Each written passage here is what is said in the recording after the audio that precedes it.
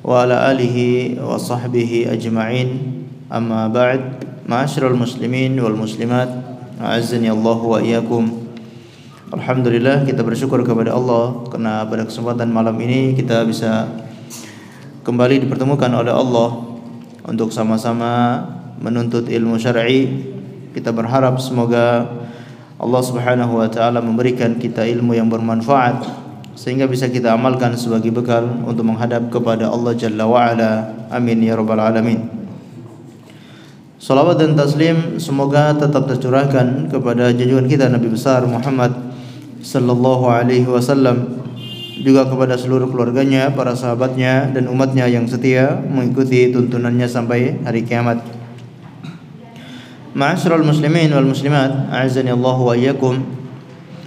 Seperti biasanya kita akan sama-sama mengkaji kitab yang mulia, kitab Riyadhus Shalihin, taman bagi orang-orang soleh, yang ditulis oleh Imam Az-Zahabi rahimahullahu taala. Benar, Imam Az-Zahabi, Imam An-Nawawi rahimahullahu taala. Sengaja ya biar ketahuan ngantuk atau enggak. Yang ditulis oleh Imam An-Nawawi rahimahullahu taala. Dan kita masih membahas bab yang keempat, yaitu bab tentang as-sidqu, bab tentang kejujuran. Sangat perlu kita saling mengingatkan untuk memiliki sifat yang mulia, perangai yang sangat agung, yaitu as-sidqu, kejujuran. Karena dengan kejujuran itu akan mengantarkan kepada kebaikan, dan dengan kebaikan itu akan mengantarkan kepada surga. Sebaliknya, kalau seseorang itu terbiasa berdusta, maka akan membawanya kepada al-fujur, yaitu keburukan, dan keburukan akan mengantarkan dia ke neraka. Sebisa mungkin kita berusaha untuk selalu jujur, apakah di dalam hati, yaitu ikhlas di dalam beramal karena Allah Subhanahu wa taala. Kemudian dengan lisannya selalu jujur dalam berkata, ataupun dengan perbuatannya juga jujur di dalam perbuatannya, yaitu tidak menyelisihi dengan al-waqi', yaitu kenyataan. Ada beberapa hadis yang sudah kita pelajari, atau baru satu hadis yang sudah kita pelajari. Selanjutnya kita masuk pada hadis yang kedua.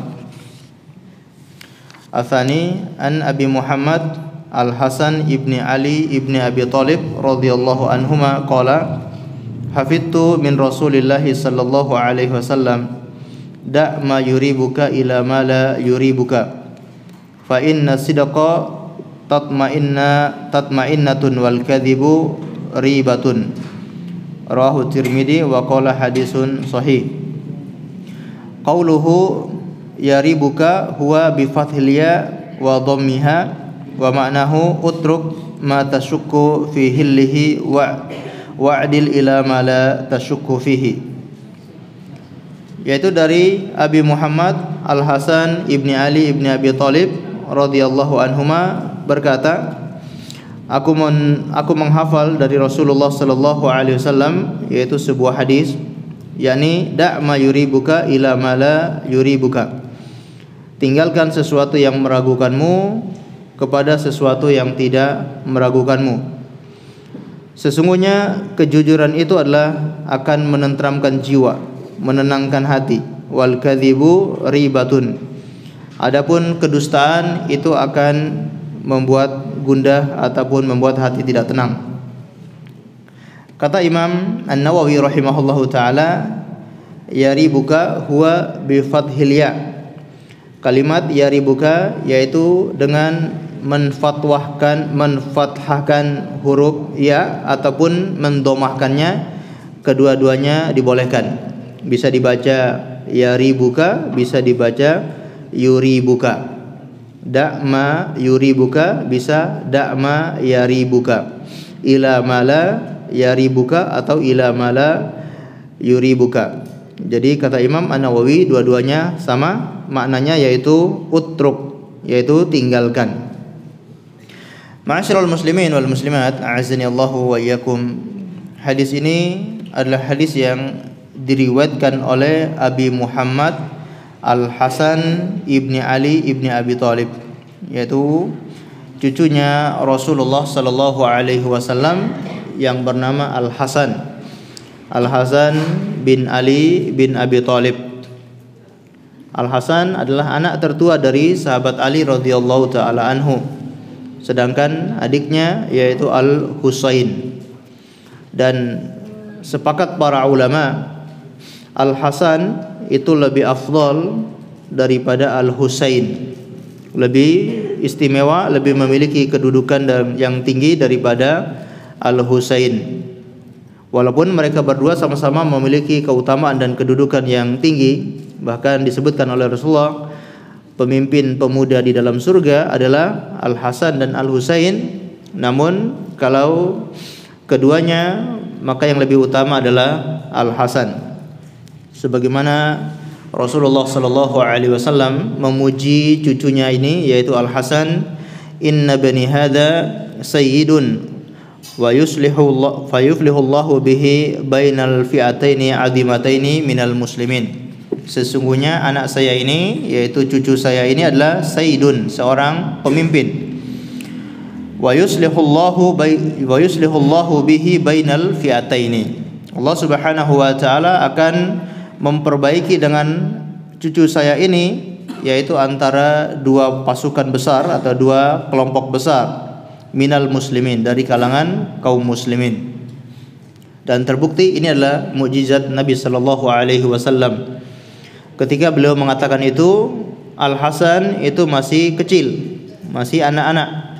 Beliau ketika di dalam majelis mengatakan cucu saya ini adalah seorang sayyidun, seorang pemimpin, dan darinya lah Allah Subhanahu wa taala akan mendamaikan ataupun memperbaiki dua kelompok besar dari kalangan kaum muslimin. Disebutkan dalam sejarah, setelah sahabat Ali bin Abi Thalib radhiyallahu taala anhu meninggal dunia, sahabat Ali beliau melanjutkan pemimpin setelah meninggalnya sahabat Utsman bin Affan. Ketika sahabat Ali meninggal dunia karena dibunuh, yaitu pada tahun ke-40 Hijriah, beliau dibunuh di kota Kufah di Irak oleh seorang yang bernama Ibnu Mulzam. Ibnu Mulzam membunuh sahabat Ali bin Abi Thalib, seorang Khawarij. Ketika itu sahabat Ali biasanya beliau keluar di bulan Ramadan untuk membangunkan kaum muslimin, membangunkan untuk sahur, membangunkan untuk salat subuh.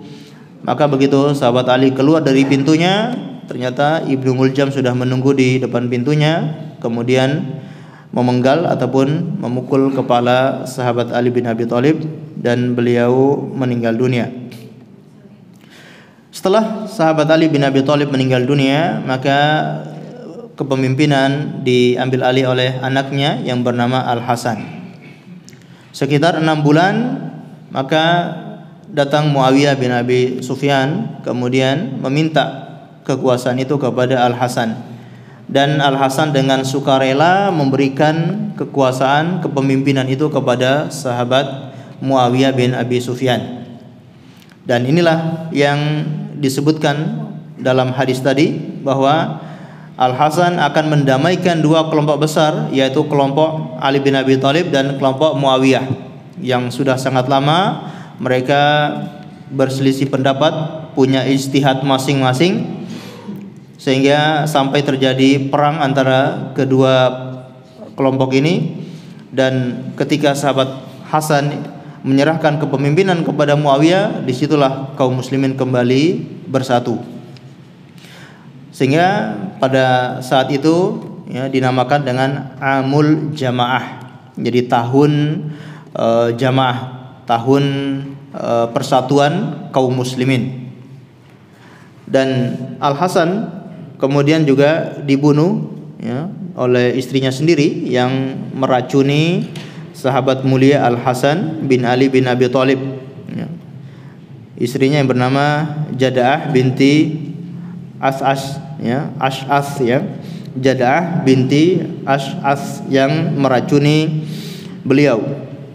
Disebutkan oleh Imam Masyuti dalam Tarikh Al-Khulafa bahwa istrinya ini terpengaruh dengan Yazid bin Muawiyah. Yazid bin Muawiyah merayu istrinya tersebut, kemudian menjanjikan akan menikahinya dan seterusnya, dan menyuruhnya untuk membunuh sahabat Hasan bin Ali bin Abi Thalib, maka diracuni di dalam makanannya. Ketika sahabat Al Hasan bin Ali bin Abi Thalib sudah sakit keras akan meninggal dunia dan dugaan kuat beliau diracuni, maka datanglah adiknya yaitu Al Husain yang bertanya, siapa yang melakukan itu? Siapa yang meracuni? Padahal Al Hasan tahu, namun dia rahasiakan, tidak memberitahukan siapa yang melakukan itu, karena dia khawatir malah terjadi permusuhan atau terjadi pertikaian yang tidak ada habisnya. Maka beliau pun merahasiakan siapa yang membunuh beliau tersebut, dan beliau meninggal di tahun ke-49 atau tahun ke-50 Hijriah di Madinah dan dimakamkan di pemakaman Baqi. Baik, ma'asyiral muslimin dan muslimat, azani Allah wa iyyakum. Dan Al Hasan dan dari keturunan beliau inilah nanti muncul Imam Mahdi, yang disebutkan oleh para ulama bahwa Imam Mahdi dari keturunan Al Hasan, ya, bukan dari keturunan Al Husain. Namun kebanyakan orang-orang Syiah mereka menganggap, bahkan mereka lebih mengagungkan Al Husain, padahal sahabat Al Hasan yang lebih afdol, yang lebih utama. Bahkan kata Rasulullah SAW, dia adalah Sayyidun, seorang pemimpin, berarti memiliki keistimewaan setelah para Khulafaur Rasyidin. Bahkan beliau juga dinamakan Khulafaur Rasyidin, karena Rasulullah mengatakan bahwasanya Khulafaur Rasyidin itu 40 tahun. Jadi dari Abu Bakar, kemudian Umar, Utsman, kemudian sahabat Ali bin Abi Thalib, ditutup dengan sahabat Al Hasan. Maka beliau termasuk Al-Khulafa Ar-Rasyidin. Nah, kemudian setelahnya Al-Khulafa, khalifah-khalifah yang bukan Ar-Rasyidin. Baik. Beliau menyampaikan, ya, dari sahabat Al Hasan bin Ali bin Abi Thalib mengatakan, hafidtu min Rasulillah sallallahu alaihi wasallam. Aku pernah menghafal dari Rasulullah sallallahu alaihi wasallam, yaitu sebuah hadis, da'ma yuribuka ila ma la yuribuka.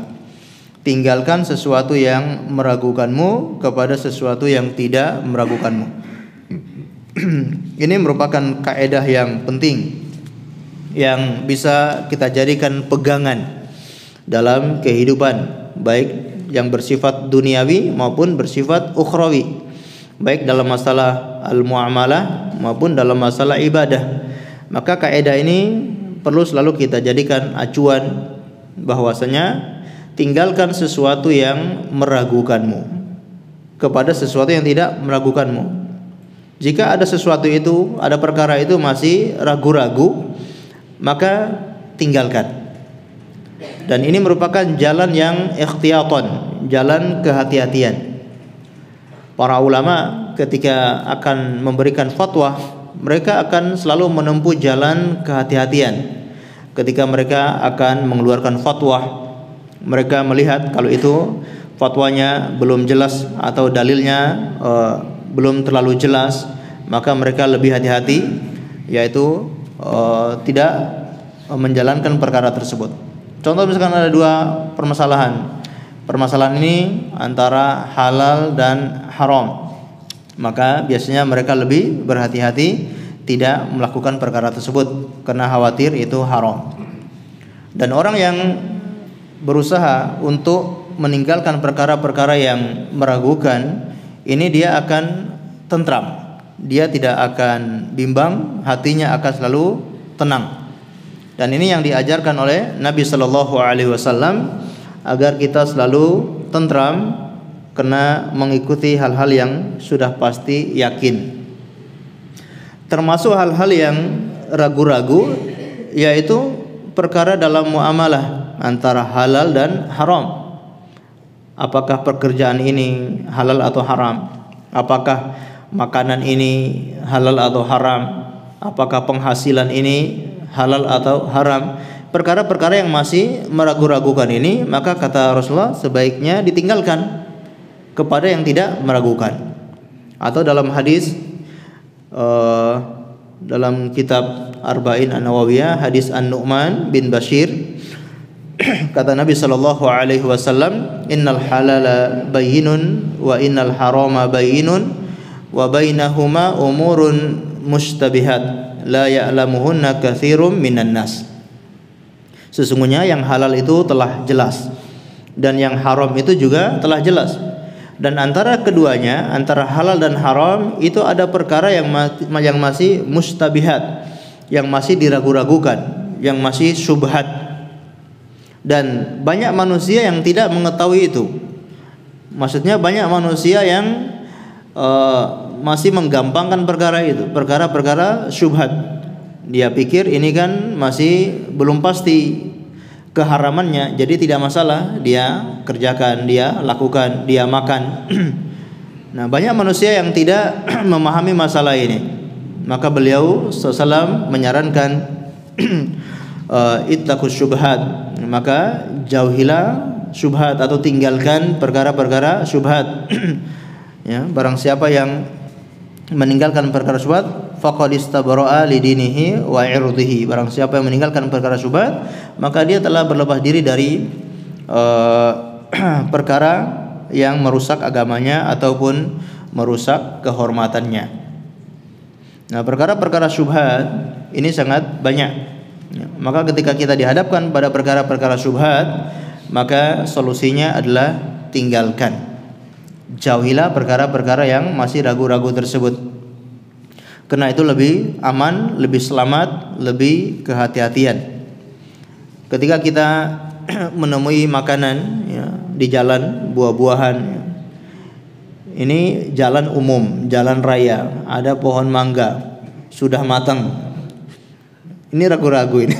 Ini ditanam sama siapa? Ini yang nanam tetangga sini atau ini tumbuh sendiri gitu ya. Nah, ini ada keraguan-raguan. Di sisi lain ini nggak ada yang punya, ini umum. Di sisi lain pasti ada yang nanam gitu ya. Nah, kalau seperti itu solusinya apa? Tinggalkan ya, jangan diambil. Kecuali sudah yakin ya, sudah yakin ada yang nanam. Ini dulu saya yang nanam, jadi warga sini silakan siapapun yang mau ambil saja. Wah, kalau sudah seperti itu ya nggak masalah, sudah yakin. Berarti ini sudah halal, sudah ada yang mengaku dan sudah ada yang menjamin kalau dia yang punya gitu. Nah, begitupun dalam masalah-masalah yang lain, termasuk dalam masalah ibadah. Hal-hal yang masih meragukan maka ditinggalkan.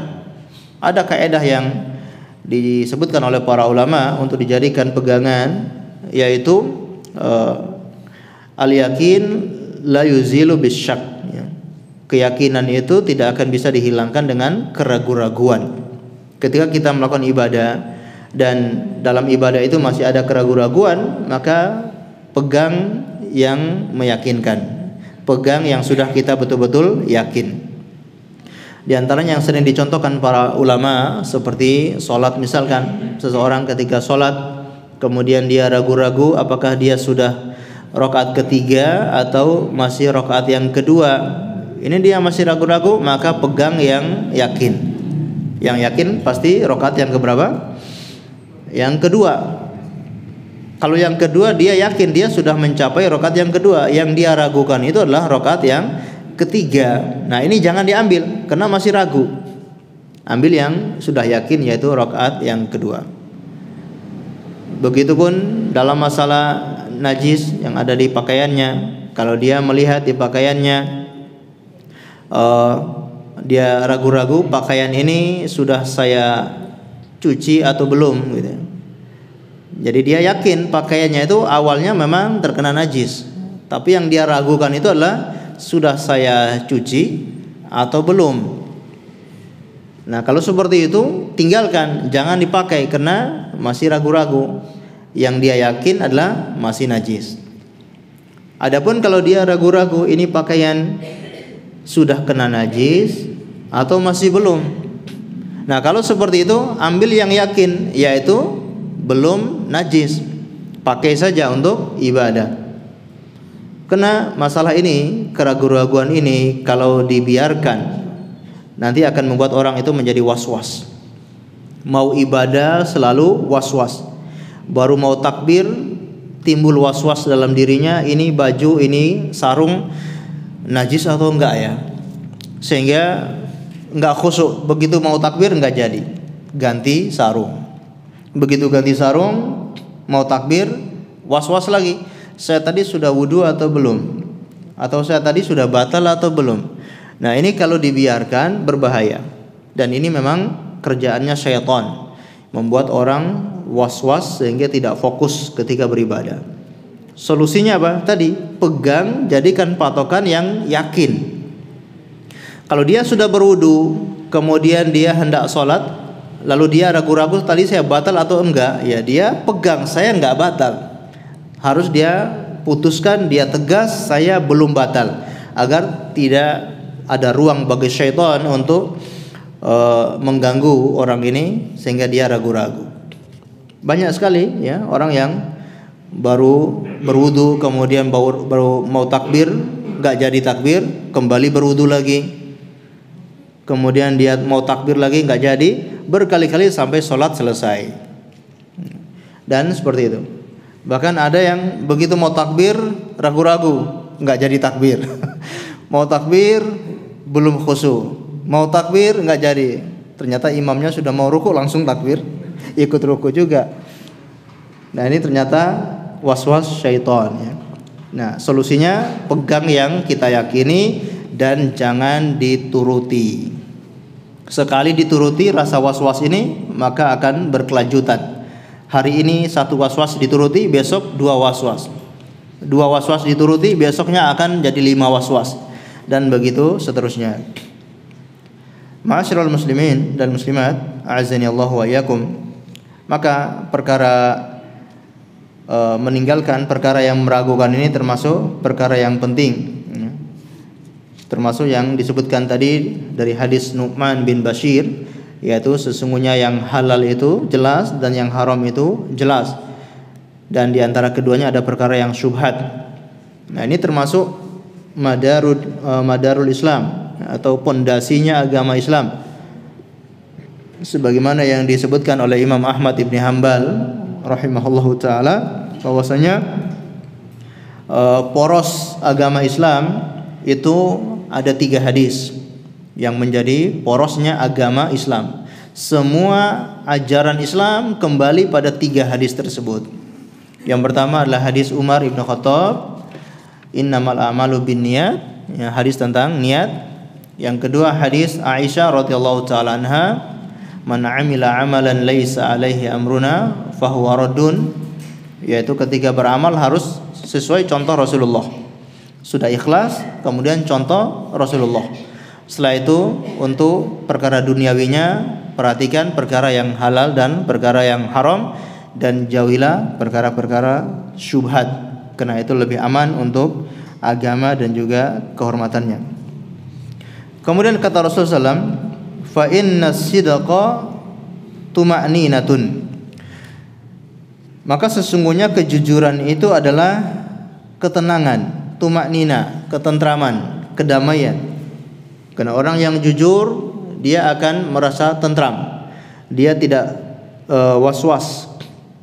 Berbeda dengan orang yang berdusta, wal kadzibu ribatun. Adapun orang yang berdusta itu adalah ribatun. Ya, ribatun adalah was-was. Kalau dia berbohong, maka dia akan merasa was-was. Ucapannya itu dipercaya atau tidak. Itu sudah was-was dia. Ketika dia berbohong, dia ragu-ragu, ini ucapan saya dipercayai atau tidak. Sehingga orang yang biasanya berbohong, dia akan mendatangkan berbagai argumen, atau dia akan menguatkan ucapannya, apakah dengan sumpah ataupun dengan penekanan, supaya orang itu yakin kalau dia itu tidak bohong.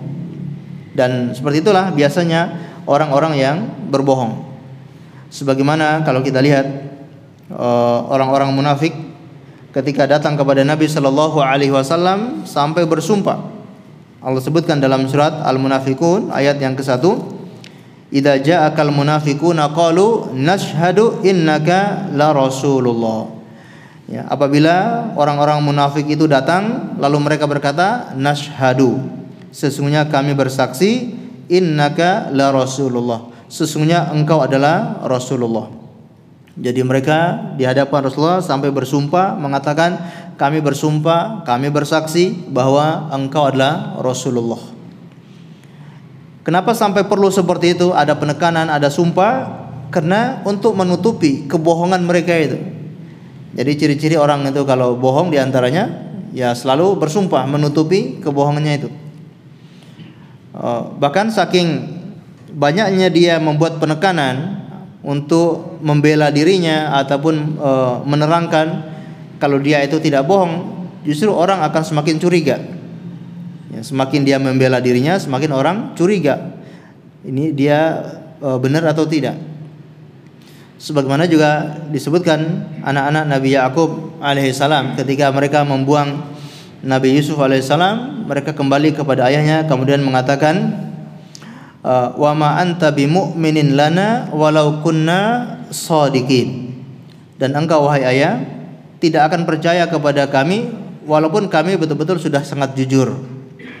Jadi mereka mengkabarkan kepada ayahnya, qalu ya abana inna dhahabna nastabiqu wa tarakna Yusuf inda mata'ina fa akalahu dzib. Wahai ayahanda, sesungguhnya kami pergi bermain, berlomba, kemudian kami tinggalkan Nabi Yusuf, kami tinggalkan Yusuf bersama barang-barang kami, fa akalahu dzib.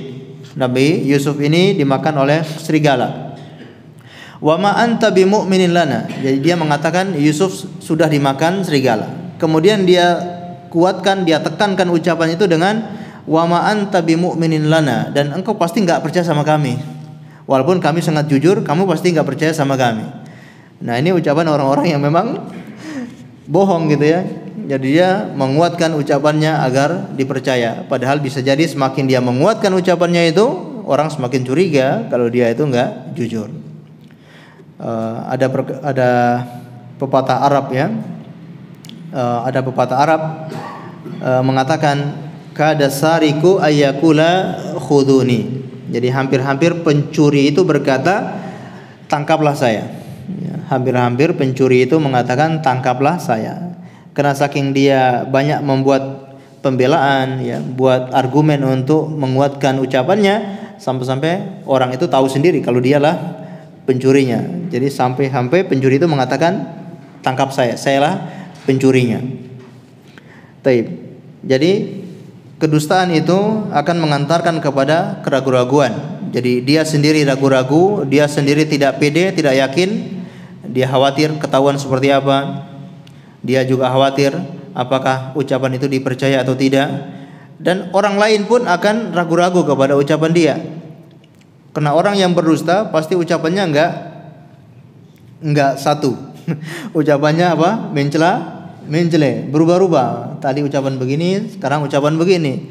Nah, itu sudah indikasi kalau dia itu enggak jujur. Nah, orang mulai curiga, orang mulai ragu-ragu dengan ucapan tersebut.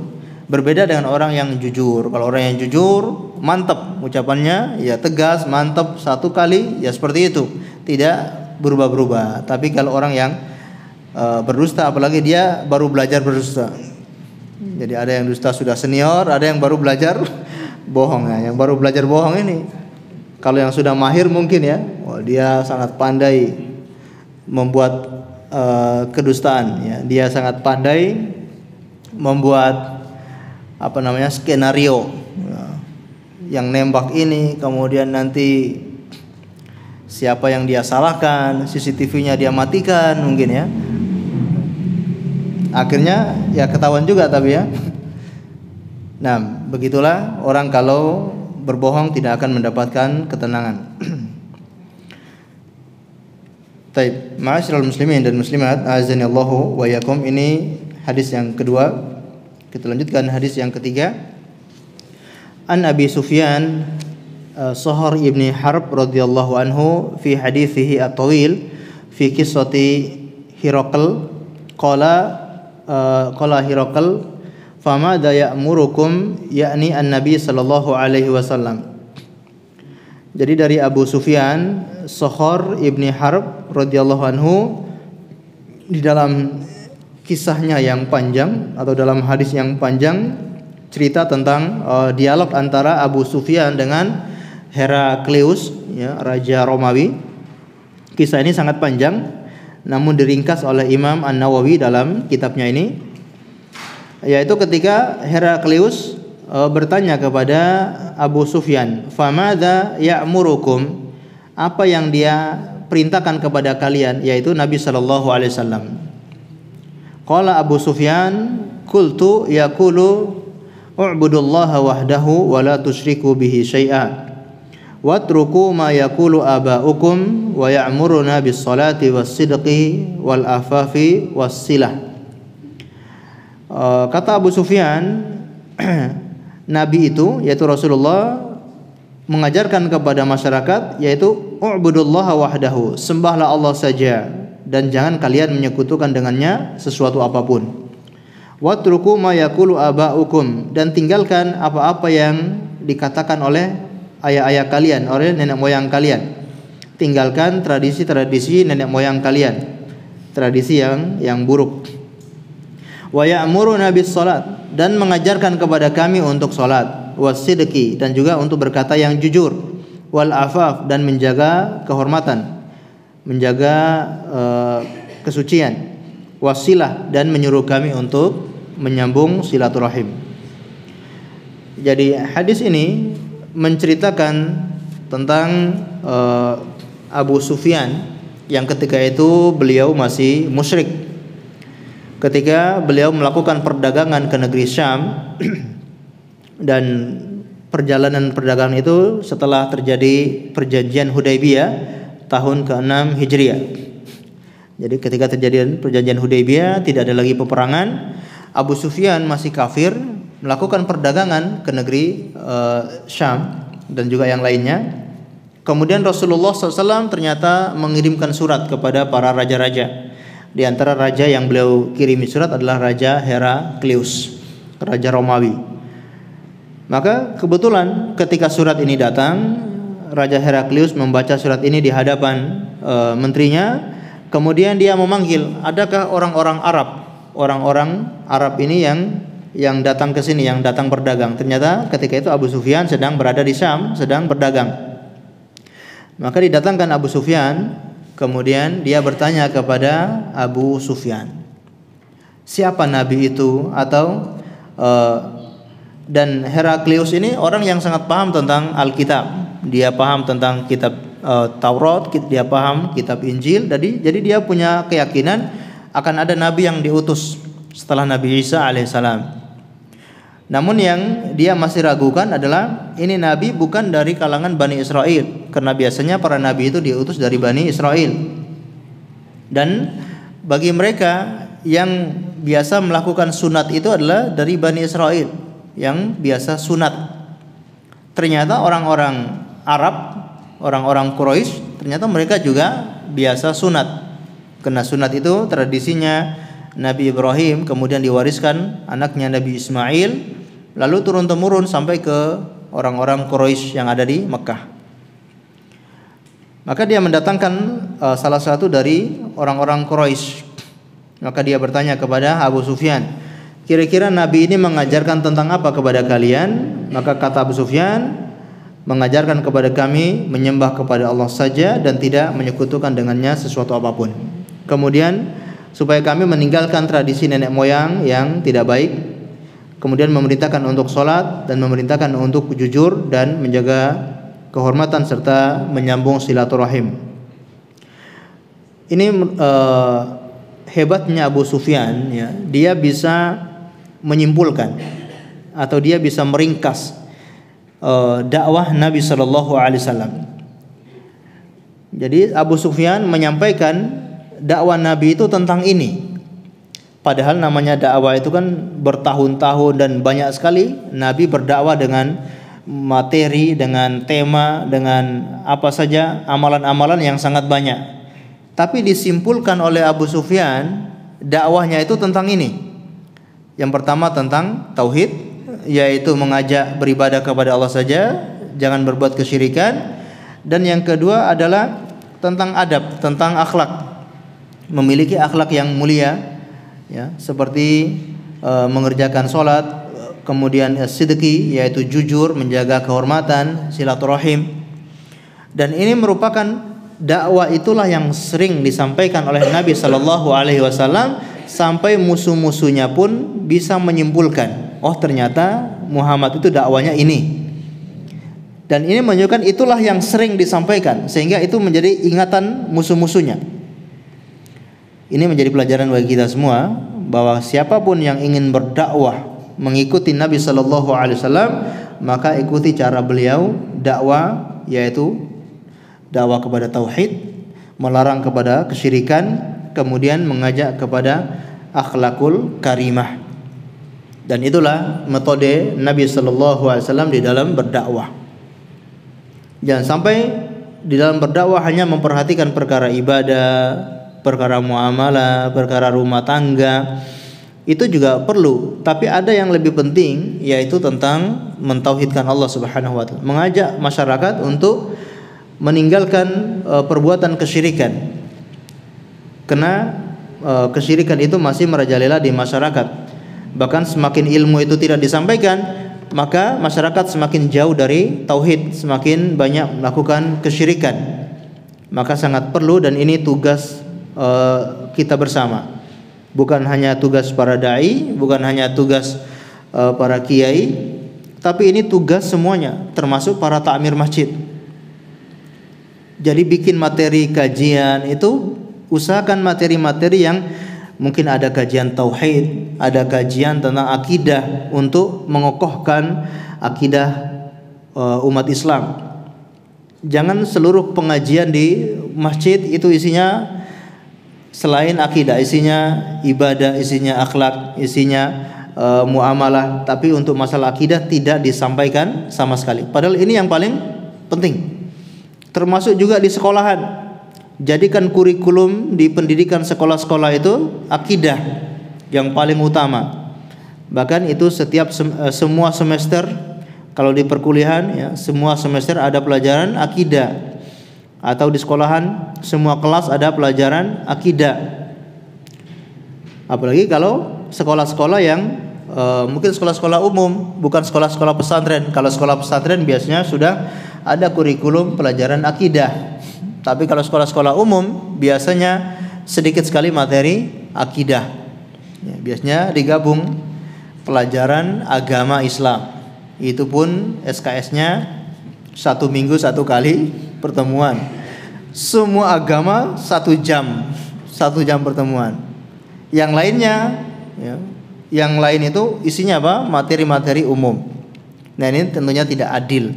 Kita pengen masyarakat kita jadi baik, pengen masyarakat kita terhindar dari korupsi, tapi materi agama, materi akidah sangat minim diajarkan di sekolah-sekolah.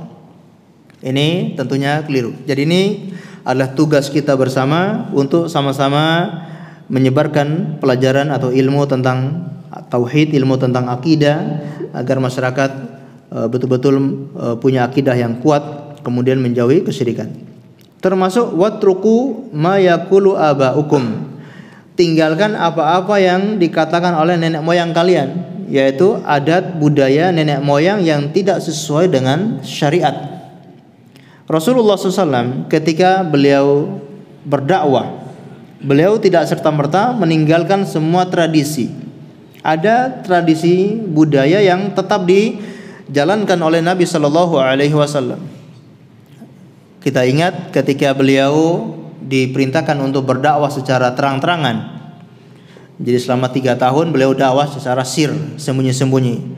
Setelah itu turun perintah wa andir asiratakal aqrabin, dakwah kerabat-kerabatmu, keluarga-keluargamu dengan terang-terangan. Maka beliau naik ke atas bukit Sofa, kemudian mengatakan ya sobaha. Ini ucapan masyarakat jahiliyah, kebiasaan masyarakat jahiliyah. Ungkapan semacam ini kemudian naik ke atas bukit Sofa itu untuk memanggil ketika ada datang bahaya. Nah, ini masih tetap dilakukan oleh Rasulullah. Dia masih ikut tradisinya jahiliyah itu. Karena tradisi ini tidak masalah. Tapi yang beliau tidak ikuti adalah kebiasaan masyarakat jahiliyah ketika memanggil itu sambil buka baju, ya, memanggil di atas bukit Sofa ya sobaha, sambil melumuri kepalanya dengan debu, dengan pasir. Ya sobaha sambil lumuri kepalanya.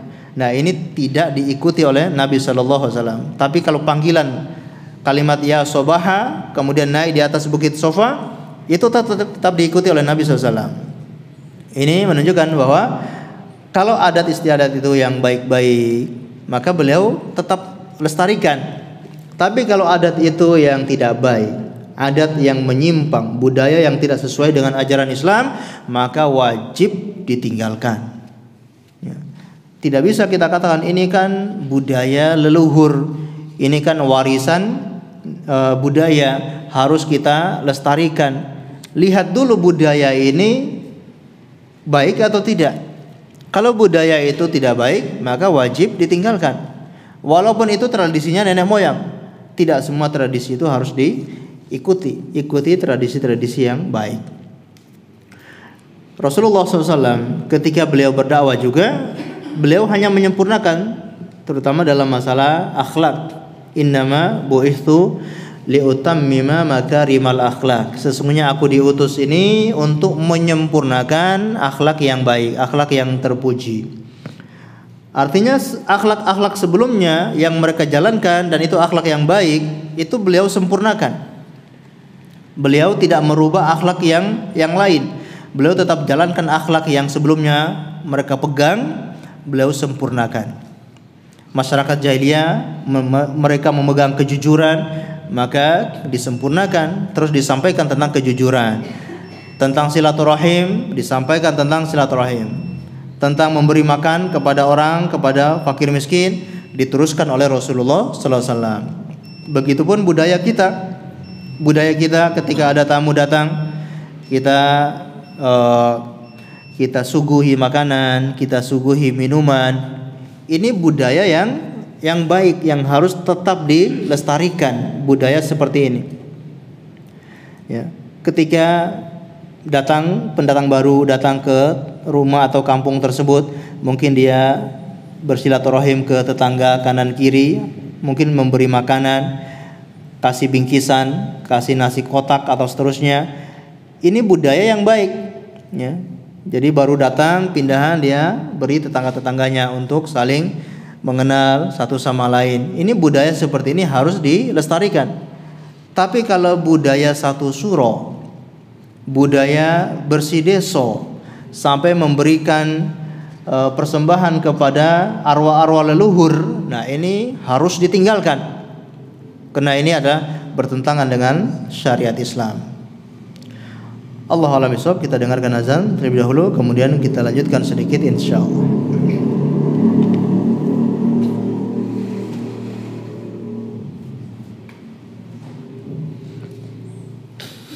Allahu Akbar,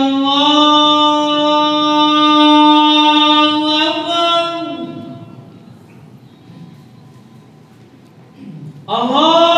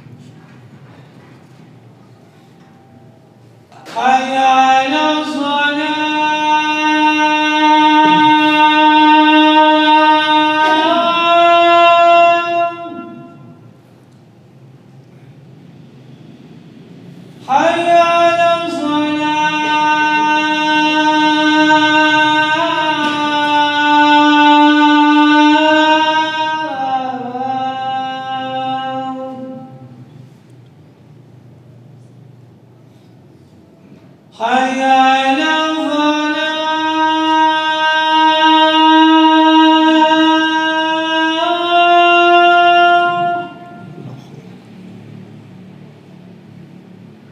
حي على الفلاح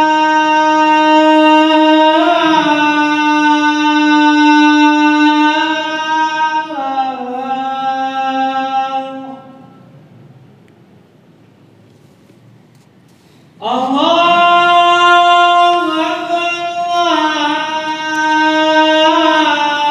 الله أكبر لا إله إلا الله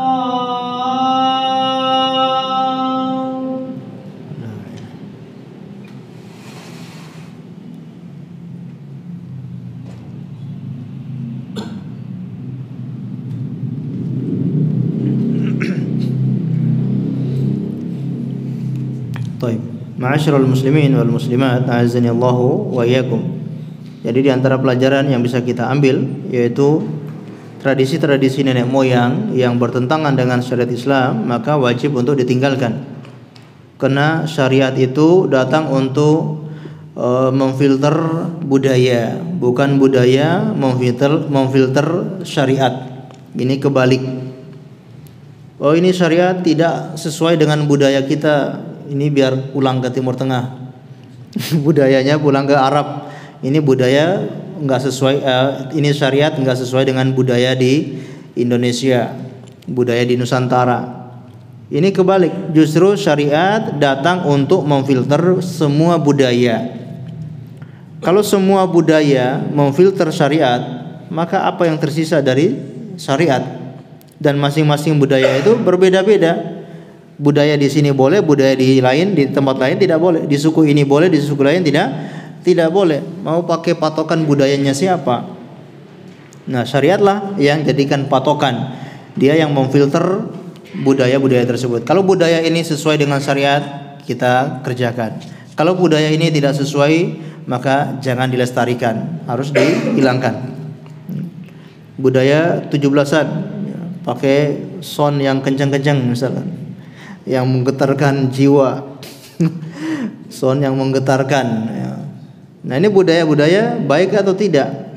Walaupun ini jadi budaya, ini sudah lama turun temurun. Kita menunjukkan rasa cinta kepada negara kita itu sunnah. Kita disunnahkan untuk menunjukkan, menampakkan rasa cinta kita kepada tanah air. Bahkan mencintai tanah air itu adalah sunnah Rasulullah Sallallahu Alaihi Wasallam. Kita dituntut untuk mencintai tanah air ini. Di antaranya dengan menampakkan kecintaan itu, pasang bendera, ya. Tidak masalah, ya, tidak bertentangan. Karena menunjukkan ini ciri khas negara kita, ada bendera, kita pakai bendera negara kita dipasang. Ini menunjukkan menampakkan kecintaan kita kepada negara. Rasulullah SAW ketika berhijrah ke Mekah, ke Madinah, beliau keluar dari Mekah, kemudian di atas bukit beliau memandang ke Mekah, kemudian berkata, seandainya kaummu tidak mengeluarkanku, maka aku tidak akan keluar darimu. Sesungguhnya engkau adalah ahabbu ardillahi ilayya. Engkau adalah bumi Allah yang paling aku cintai. Wahai Mekah, engkau adalah tanah bumi Allah yang paling aku cintai. Seandainya kaummu tidak mengeluarkanku darimu, aku tidak akan keluar darimu. Jadi beliau juga menunjukkan beliau cinta sama tanah airnya, cinta sama Mekah. Maka ini sunnah. Adapun dalil hubbul waton minal iman, ini palsu, ya. Ini tidak benar, bukan pakai dalil itu, ya. Ini tidak benar dalilnya. Baik. Kemudian dari hadis ini, ya, yang mana tadi kita ketahui diriwayatkan oleh sahabat Abu Sufyan, padahal sebelumnya itu Abu Sufyan adalah pimpinannya kaum musyrikin. Setelah Abu Jahal meninggal, yang mengambil kepemimpinan adalah Abu Sufyan. Tapi pada akhirnya Abu Sufyan pun masuk Islam. Detik-detik menjelang Fathul Mekah, Abu Sufyan masuk Islam. Kemudian setelah Fathul Mekah semakin bagus keislamannya. ikut berperang, di perang melawan penduduk Taif, suku Hawazin, sehingga matanya satu rusak, mata satunya tercungkil. Kemudian dia perang lagi di perang Yarmuk sampai matanya juga tercungkil yang keduanya sehingga tidak bisa melihat, dan beliau meninggal dunia di masa kekhalifahan Utsman ibn Affan radhiyallahu taala anhu. Taib, ini contoh ya, orang yang dulunya memusuhi Islam tapi ternyata mendapatkan hidayah dan mereka semakin bagus keislamannya. Allahu a'lam bishawab. Barangkali cukup sekian yang bisa kita sampaikan pada kesempatan malam hari ini. Semoga bermanfaat untuk kita semuanya. Sebelum kita akhiri, barangkali ada yang ditanyakan. Monggo silakan. Apa? An-nadhafatu minal iman. Nah, itu juga hadis palsu ya. An-nadhafatu minal iman. Yang sahih at-tuhuru syatrul iman. Kesucian itu adalah separuh keimanan atau sebagian keimanan. Itu yang sahih. Adapun an-nadhafatu minal iman, ini hadis maudhu. Katanya diriwayatkan oleh tukang kebersihan. Populer ya. Tapi itu hadis palsu ya. Walaupun maknanya benar, tapi tidak boleh kita nisbatkan Rasulullah sallallahu alaihi wasallam bersabda an-nadhafatu minal iman. Nah, ini berdusta atas nama Nabi sallallahu alaihi wasallam. Nabi tidak berkata demikian, kok kita menyandarkan ucapan itu kepada Nabi, ini hati-hati, ini bahaya.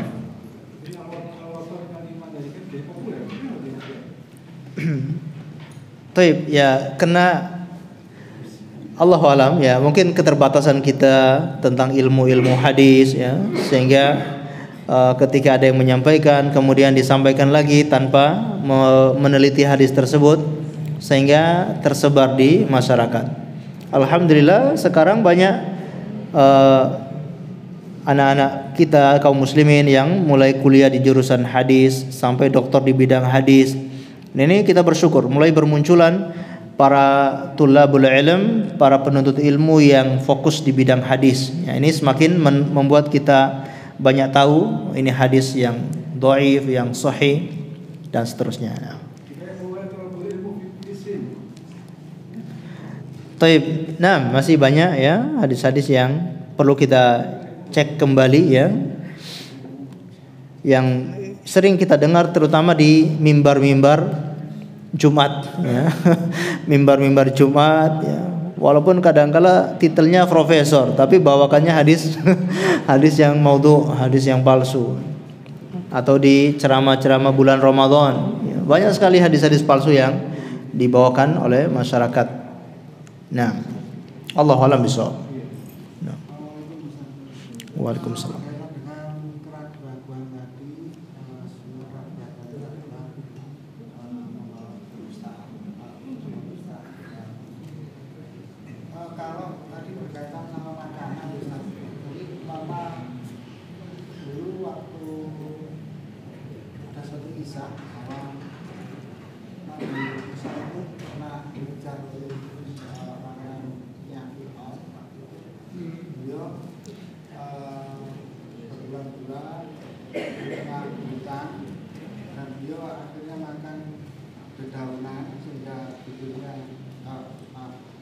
Lidahnya ini sampai ke hijau-hijauan. Nah, kalau berkaitan dengan makanan ini tadi, kita pernah kecil, namanya misalnya di saya, di kecil kita dulu di jalanan jalan raya itu ada tanaman, ada buah,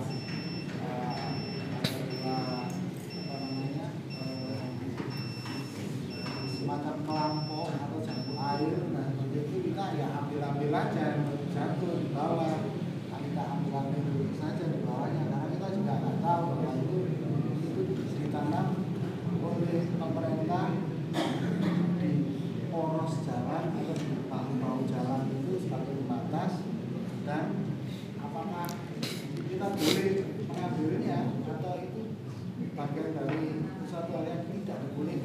diambil dan kita konsumsi. Nah kalau mengacu pada satu kisah yang beliau atau dalam kisah orang tuanya Imam As-Syafi'i pada suatu ketika menemukan suatu buah dan akhirnya meminta ridhonya buah itu, apakah kita harus seperti itu Ustaz? Karena di mana buah ini di pinggir jalan itu Ustaz. Nah, apakah harus meminta ridhonya siapa yang menanamnya dan batasan untuk menanamnya itu sampai di mana? Dan bagaimana cara untuk kita keikhlasan? Taib. Nah, barakallahu fiik. Ini cerita masa lalu yang waktu masih kecil ya. Taib. Yang pertama kalau orang itu anak itu masih kecil tentu tidak menanggung dosa ya. Bahkan bukan jalanan, punya tetangga pun dicuri kadang ketika masih anak-anak gitu. Nah, dan pentingnya kita sebagai orang tua setelah tahu hukumnya, nah kita mulai ajari anak-anak supaya jangan mudah mengambil punya orang ya. Mungkin kita kenapa di waktu kecil terbiasa seperti itu, mungkin belum ada yang memberitahu atau mungkin umumnya di masyarakat itu tidak apa-apa ngambil punya orang atau ngambil yang di jalan-jalan. Maka kalau kita sudah mengetahui, kita ajari kepada anak-anak kita dari kecil supaya jangan makan kecuali yang halal, jangan ngambil punya orang. Mengenai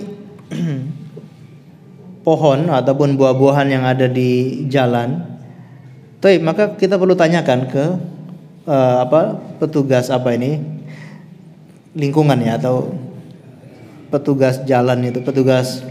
Coba kita tanyakan ini gimana hukumnya, apakah ini sengaja dibolehkan atau kalau keluar pernyataan, nah ini umum siapapun dari warga sini silakan diambil, nah berarti sudah halal.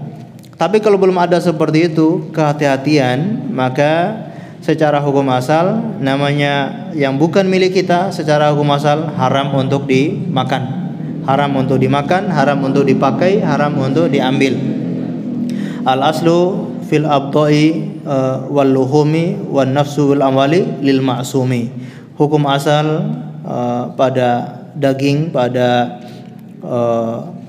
abdoi yaitu kemaluan, maksudnya kemaluan wanita, kemudian an-nafsu jiwa, wal amwali harta, hukum asalnya maksum, terjaga, tidak boleh diambil, tidak boleh disentuh.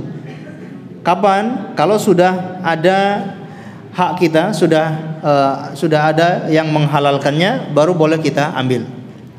Kalau belum ada, berarti kembali kepada hukum asalnya. Ini mangga, hukum asalnya tidak boleh kita ambil. Sampai kapan? Ada tadi mungkin pernyataan dari petugas ini boleh. Sampai mungkin kita sudah membeli, sampai kita sudah dikasih atau yang punya memberikan hadiah kepada kita. Nah ini sekarang baru boleh untuk kita makan. Nah kalau belum ada seperti itu, kita kembalikan pada hukum asalnya lil maksumi. Punya orang itu hukum asalnya maksum, terjaga, tidak boleh disentuh. Termasuk sendal dipakai buat wudu, ini juga lil maksumi, punya orang. Jadi izin dulu. Jadi mau minjam sendal buat wudu, mungkin dia tidak pengen sendalnya basah, tiba-tiba dipakai buat wudu akhirnya basah. Nah kita nggak tahu dia ridho atau enggak. Nah ini hukum asalnya punya orang lil maksum ya. Tidak boleh kita pakai, tidak boleh kita gunakan sampai dapat ketentuan, dapat izin, itu boleh, baru kita boleh memakainya. Itu Pak ya, ya. Mengikhlaskannya ya, kita bertobat kepada Allah, jangan diulangi lagi. Kalau kita mampu untuk bertemu dengan orang yang punya itu, dulu kita pernah ngambil buahnya, ya kita sampaikan. Ya, kita sampaikan kalau kita pernah ngambil buahnya ya. Atau kalau kita waktu masih kecil ya tidak berdosa ya. Kalau kita waktu masih kecil ya itu tidak dianggap berdosa. Atau kalau kita melihat anak kita mengambil punya orang, ya kita datang ke orang itu, kita ganti. Oh ini Pak, tadi anak saya ngambil buah dari pohon sampean ini, saya ganti, kira-kira berapa?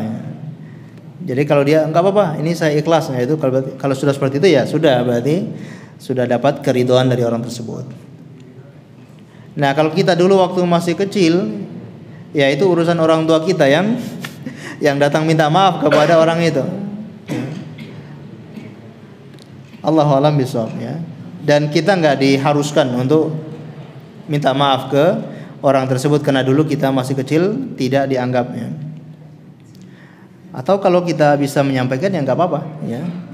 Itu lebih baik. Nah, Allahu a'lam bishawab. Baik, cukup sekian yang bisa kita sampaikan pada kesempatan yang mulia ini. Kita akhiri dengan membaca doa kafaratul majlis. Subhanakallahumma bihamdika asyhadu an la ilaha illa anta astaghfiruka wa atubu ilaik. Wa sallallahu ala nabiyyina Muhammad wa ala alihi wa sahbihi wasallam. Terima kasih atas segala perhatiannya. Mohon maaf atas segala kekurangannya. Assalamualaikum warahmatullahi wabarakatuh.